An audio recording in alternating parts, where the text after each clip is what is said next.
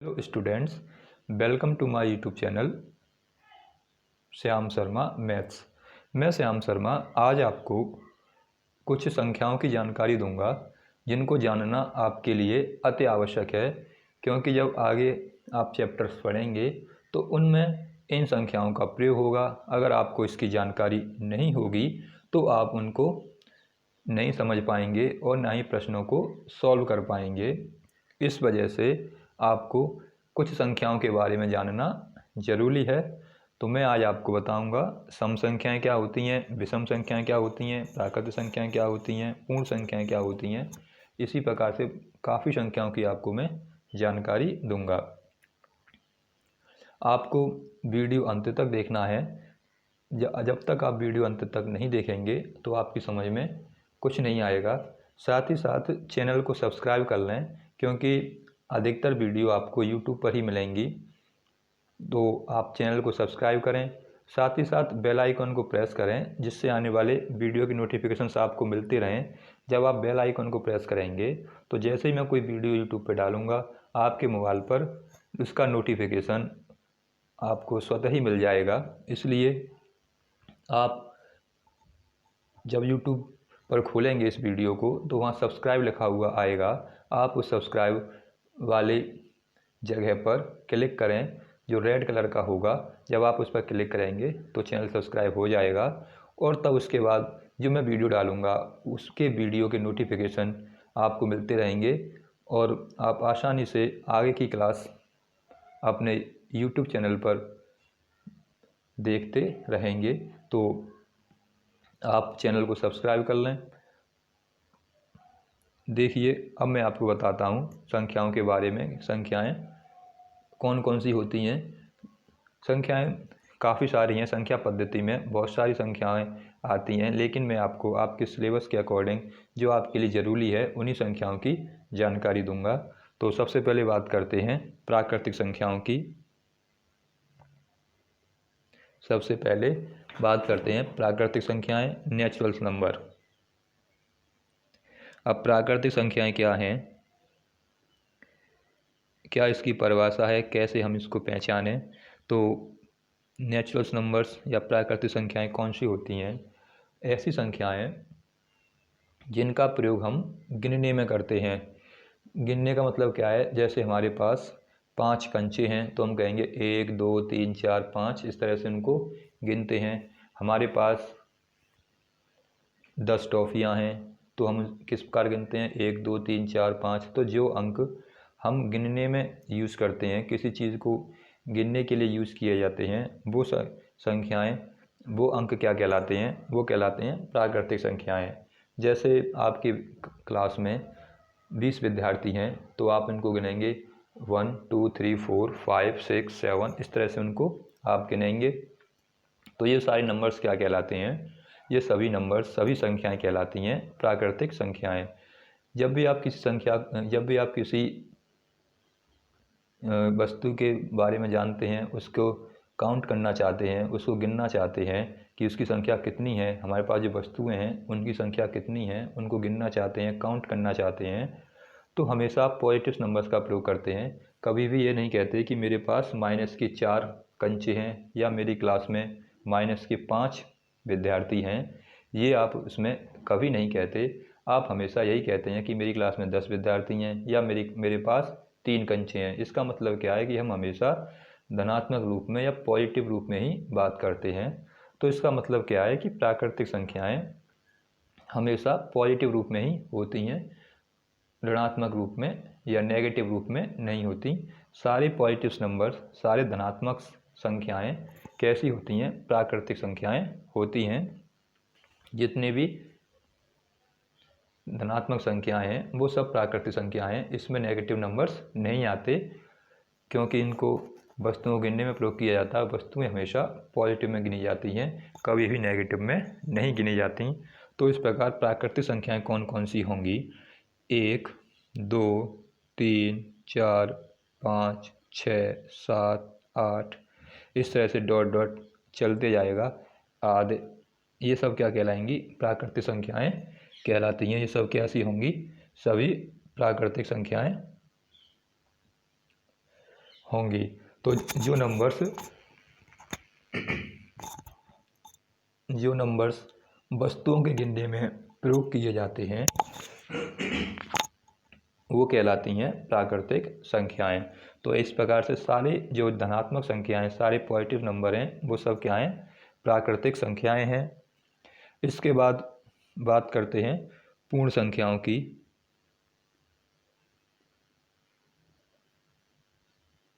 अब पूर्ण संख्याएं कौन कौन सी होती हैं? पूर्ण संख्याओं में कौन कौन से नंबर्स आते हैं? पूर्ण संख्याएं कौन कौन सी होंगी? इनको इंग्लिश में बोलते हैं होल नंबर्स। तो होल नंबर्स कौन से होते हैं? जो प्राकृतिक संख्याएं हैं, इन नंबर्स में अगर हम जीरो भी शामिल कर लें और इनको इसी प्रकार लिखते जाएं, 0 1 2 3 4 5 6, इस प्रकार जो नंबर्स हमें मिलते हैं, ये नंबर्स कहलाते हैं पूर्ण संख्याएं। पूर्ण संख्याएं कौन सी होती हैं? सारी प्राकृतिक संख्याएं पूर्ण संख्याएं हैं। अगर उसमें हम जीरो भी शामिल कर लेते हैं तो वो नंबर्स कहलाते हैं होल्स नंबर, पूर्ण संख्याएं। केवल जीरो का अंतर होता है प्राकृतिक संख्याओं में और पूर्ण संख्याओं में। प्राकृतिक संख्याओं में जीरो नहीं आता, पूर्ण संख्याओं में जीरो शामिल कर लिया जाता है। जब हमने जीरो को शामिल कर लिया तो वो बन गई पूर्ण संख्याएं, जब हमने जीरो को शामिल नहीं किया तो वो क्या रहा? प्राकृतिक संख्याएं। इसके बाद हम बात करते हैं तीसरे नंबर की संख्याएं हैं पूर्णांक। पूर्णांक नंबर पर आधारित आपका एक चैप्टर भी है। पूर्णांक संख्याएं क्या हैं? इसके बाद आपने 5वीं क्लास में, 4th क्लास में संख्याओं को घटाया भी होगा, जोड़ा भी होगा। तो कभी कभी संख्याएं जीरो आ जाती हैं, कभी कभी संख्याएं प्लस की आती हैं, 2 4 6 8, कभी कभी नेगेटिव भी आ जाती थी। तो संख्याएं नेगेटिव भी होती हैं, पॉजिटिव भी होती हैं और जीरो भी होती हैं। जब संख्याएं पॉजिटिव होती हैं, धनात्मक होती हैं तो प्राकृतिक, जब संख्याओं में जीरो शामिल कर लिया जाता है तो पूर्ण संख्याएं, और जब पॉजिटिव और जीरो के साथ साथ ऋणात्मक संख्याएं भी शामिल कर ली जाएं और जीरो भी शामिल कर लिया जाए और धनात्मक संख्या भी शामिल कर ली जाएं तो ऐसी संख्याएं क्या कहलाती हैं? ऐसी संख्याएं कहलाती हैं पूर्णांक। जैसे 0 1 2 3 और -k1, -k2, -k3 dot dot ऐसे आगे चलता रहेगा ये आदि। तो इस प्रकार की जो संख्याएं हैं ये भी कहाँ तक चलती हैं? इनफाइनाइट तक आगे इस प्रकार चलती रहेंगी। तो जब हमने धनात्मक संख्याएं लीं तो वो क्या कहलाईं? प्राकृतिक संख्याएं। जब हमने जीरो शामिल कर लिया तो होल नंबर्स, और जब हमने धनात्मक तथा ऋणात्मक यानी माइनस वाली संख्याएं और प्लस वाली संख्याएं, दोनों संख्याएं जब हमने लीं तो वो क्या कहलाया? वो कहलाया पूर्ण संख्याएं, पूर्णांक। वो क्या कहलाया? वो कहलाई पूर्णांक। पूर्ण संख्याओं में केवल जीरो और धनात्मक संख्याएं थीं, और पूर्णांकों में कौन कौन सी संख्याएं शामिल हो गईं? जब ऋणात्मक संख्या भी आ जाएं, धनात्मक संख्या भी आ जाएं और जीरो भी शामिल हो जाए तो ऐसी संख्याएं कहलाती हैं पूर्णांक। पूर्णांक कौन से होते हैं? जिसमें धनात्मक और ऋणात्मक दोनों प्रकार की संख्याएं शामिल की जाती हैं। जब धनात्मक भी शामिल हो, ऋणात्मक भी शामिल हो और जीरो भी शामिल हो तो ऐसी संख्याएं कहलाती हैं पूर्णांक। पूर्णांक में आपको एक बात याद और रखनी है, पूर्णांक हमेशा पूर्ण संख्या के रूप में होते हैं। क्या मतलब पूर्ण का? कि वो पॉइंटों में कभी नहीं होंगे। जैसे 6.5 लिख दिया, जैसे 6.5 लिख दिया तो ये पूर्णांक नहीं है। पूर्णांक कौन सी होंगे? अब मैं 6 लिखूँगा तब ये पूर्णांक है, अगर मैंने पॉइंट में लिखा हुआ है तो ये पूर्णांक नहीं कहलाएगी। केवल पूर्णांक कौन सी संख्याएं होती हैं? जो अंक पूर्ण हो, जिसमें पॉइंट ना लगा हो। तो ये होगी पूर्णांक संख्याएं। इसके बाद बात करते हैं सम संख्याओं की, काफ़ी इम्पोर्टेंट हैं इवन नंबर्स।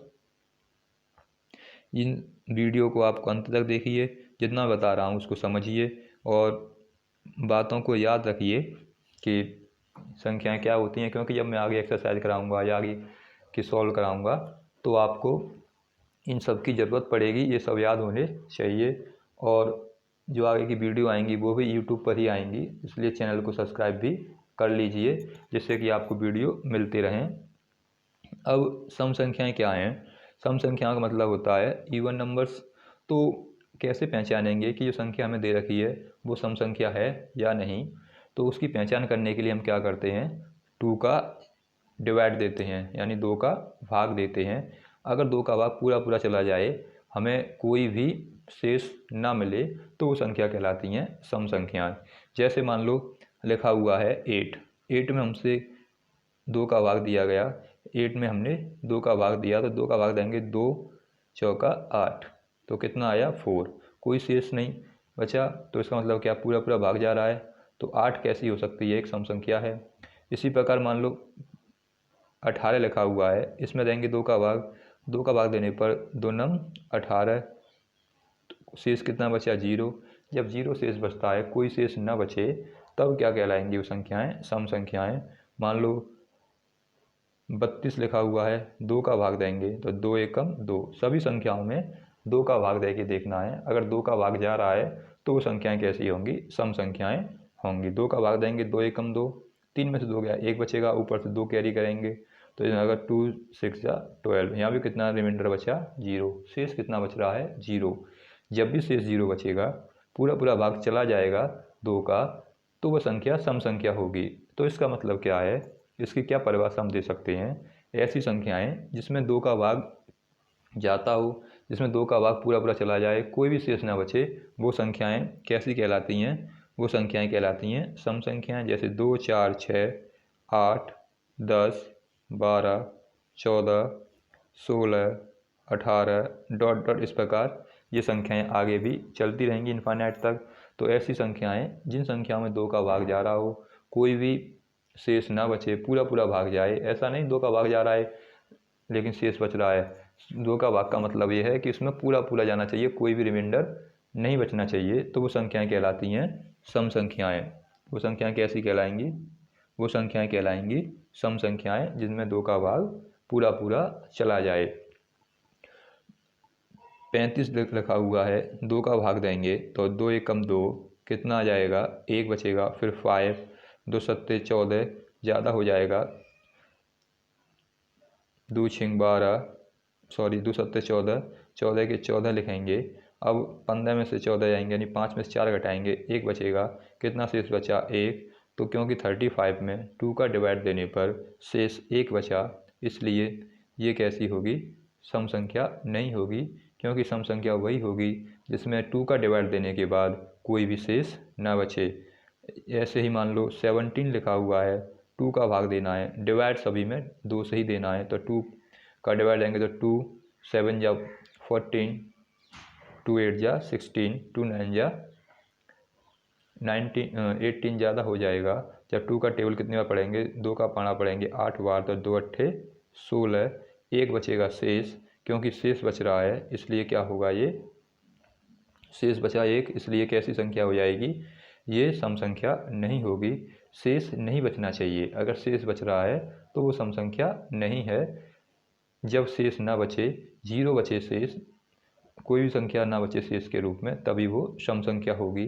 इसके अलावा आप ऐसे भी समझ सकते हैं, जिन अंकों के सामने, जिन संख्याओं के स्टार्टिंग में, यानी इकाई के अंक के स्थान पर, इकाई के अंक के स्थान पर क्या आ जाए,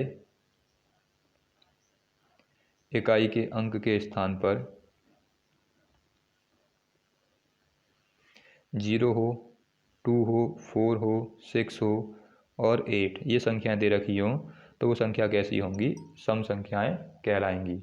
अगर किसी जो में संख्या दे रखी है और उसके इकाई के अंक के स्थान पर 0 2 4 6 8 हैं, तो वो संख्याएं सम संख्याएं होंगी। जैसे 8 5 4 8 लिखा हुआ है, इकाई का अंक है 8, जो इन संख्याओं में से ही है। अगर इकाई के अंक पे 0 आ जाए, 2 आ जाए, 4 आ जाए, 6 आ जाए या 8 आ जाए, तो संख्या कैसी होगी, सम संख्याएं कहलाती हैं। तो इसलिए कैसी संख्या होगी, ये हम बिना डिवाइड दिए हुए बता सकते हैं कि संख्या सम संख्या है। मान लो 5 6 3 4 3 लिखा हुआ है, अब यहाँ पर क्या है, क्या अंक लिखा हुआ है 3, अब 3 लिखा हुआ है वो कि जो 0 2 4 6 8 में से नहीं है, इसलिए संख्या कैसी हो जाएगी, ये संख्या विषम संख्या हो जाएगी। हम बिना भाग दिए हुए बता सकते हैं। अगर इकाई का अंक 0 है, 2 है, 4 है, 6 है या 8 है, तो वो संख्या सम संख्या होती है। अगली देखते हैं, विषम संख्याएं, ऑड नंबर। अब विषम संख्याएं कौन सी होती हैं, ऐसी संख्याएं जिसमें 2 का भाग न जाए, कुछ ना कुछ शेष जरूर बचे, वो संख्याएं कहलाती हैं विषम संख्याएं। सम संख्याओं का उल्टा हम इसमें बोल सकते हैं, तो कौन कौन सी होंगी? 1, 3, 5, 7, 9, 11, ये सब संख्याएं क्या होंगी? ये सब संख्याएं सम संख्याएं कहलाएंगी। ऐसी संख्याएं जिसमें 2 का भाग न जा रहा हो, जैसे हमने 35 में दिया था, तो एक शेष बच गया था, इसलिए संख्या क्या कहलाएगी? विषम संख्या। 70 में भाग दिया था, एक शेष बच गया था, ये संख्या कैसी होगी? विषम संख्या। 19 में भाग दें 2 का, 9 बार जाएगा, 18 आएगा, 1 बच जाएगा, कैसी संख्या होगी? विषम, क्योंकि रिमाइंडर 1 बच रहा है, शेष 1 बच रहा है। हम भाग दें 37 में भाग दें 2 से, भाग 2 का ही देना है, 2 1 जा 2, 2 एकम 2 आ जाएंगे, 3 में से 2 गया तो 1, ये बचेगा 7, 2 8 16, फिर 1 बचेगा, फिर यहाँ भी शेष बच गया। इस वजह कैसा होगी संख्या? ये भी विषम संख्या कहलाएगी। तो ऐसी संख्याएं जिसमें 2 का भाग न जा रहा हो वो विषम संख्याएं कहलाती हैं। इसमें क्या है, अगर इकाई के स्थान पर क्या आ जाए? 1 आ रहा हो, 3 आ रहा हो, 5, 7, 9 आए, तो वो संख्याएं कैसी होंगी? विषम संख्याएं होंगी। इकाई के स्थान पर या तो 1 आ जाए, या 3 आ जाएं, या 5 आ जाएं, या 7 आ जाएं, या 9 आ जाएं, क्योंकि इन संख्याओं में किसी में 2 का भाग नहीं जाएगा, इसलिए वो संख्याएं भी कैसी होंगी? विषम संख्याएं होंगी। कितना भी नंबर बड़ा सही, अगर उन संख्याओं में इकाई के स्थान पर 1 है तो ये संख्या सीधे सीधे बिना डिवाइड दिए, बिना भाग दिए हुए बता सकते हैं कि विषम संख्या है। ये लिखा हुआ है, तो हम बिना भाग दिए बता सकते हैं संख्या कैसी होगी?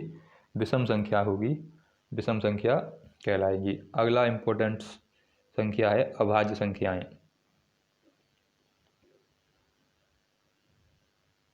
इम्पोर्टेंट संख्या अभाज्य संख्याएं।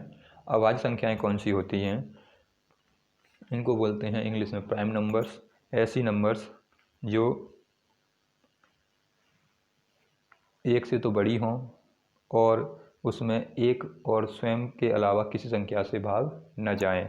ऐसी प्राकृतिक संख्याएं जो 1 से बड़ी हों और इसमें 1 और स्वयं के अलावा किसी संख्या से भाग न जाए, ऐसी संख्याएं कहलाती हैं अभाज्य संख्याएं, या इसका दूसरा नाम भी है रूढ़ संख्याएं। अभाज्य संख्याएं या रूढ़ संख्याएं कहलाती हैं ऐसी संख्याएं जिसमें 1 का भाग, 1 को छोड़कर 1 का भाग जाए या फिर स्वयं से भाग जाए, और वो कैसी होनी चाहिए? प्राकृतिक संख्याएं होनी चाहिए। तो इसमें अभाज्य संख्याओं में ऋणात्मक संख्याएं शामिल नहीं की जाती, केवल धनात्मक संख्याएं ही ली जाती हैं, पॉजिटिव नंबर्स ही लिए जाते हैं। तो ऐसी संख्याएं जिसमें 1 से या स्वयं से भाग जाए,